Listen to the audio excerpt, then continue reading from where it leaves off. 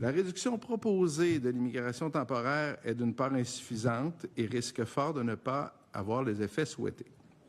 Par ailleurs, la réduction drastique proposée de l'immigration permanente ne permettra pas de répondre aux besoins des milieux tout en piégeant les personnes migrantes dans la précarité et la vulnérabilité. Pour le dire autrement, les propositions ne feront que reconduire le statu quo où des entreprises, voire des secteurs, continueront de recourir à des TET pour opérer, maintenant souvent des conditions d'emploi faibles pour une main-d'œuvre vulnérable.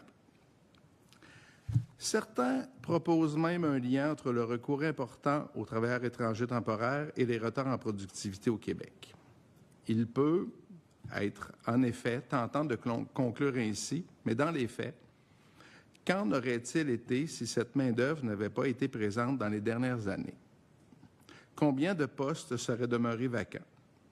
Combien d'entreprises auraient refusé des contrats par défaut de main-d'œuvre? Et de ce fait, quel aurait été l'impact sur la productivité et le PIB?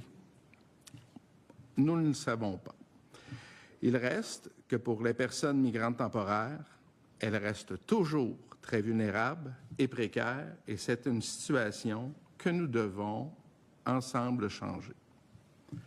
Bref, les niveaux proposés par le MIFI sont économiquement difficilement soutenables, tandis qu'il existe des personnes migrantes travaillant actuellement au Québec, donc déjà en partie intégrées, qui pourraient accéder à la résidence et ainsi participer pleinement à la vie du Québec. Le MIFI s'appuie sur une nébuleuse notion de capacité d'accueil, notion qui, de son propre aveu, n'a pas de solidité scientifique et sur le niveau de maîtrise du français. Sans nier l'importance de protéger et promouvoir le français, les statistiques nous montrent pourtant certaines réussites en la matière. Un très, très grand nombre d'intervenants ont critiqué les orientations qui consistent à réduire un peu ou réduire beaucoup. En participant aujourd'hui, c'est aussi un message que nous vous transmettons. Il n'est pas trop tard pour être à l'écoute et revoir les orientations du ministère pour doter le Québec de politiques migratoires qui sont structurantes et fonctionnelles. J'aimerais m'attarder sur chacune des 6 orientations proposées par le MIFI. La première vise à réduire l'immigration temporaire.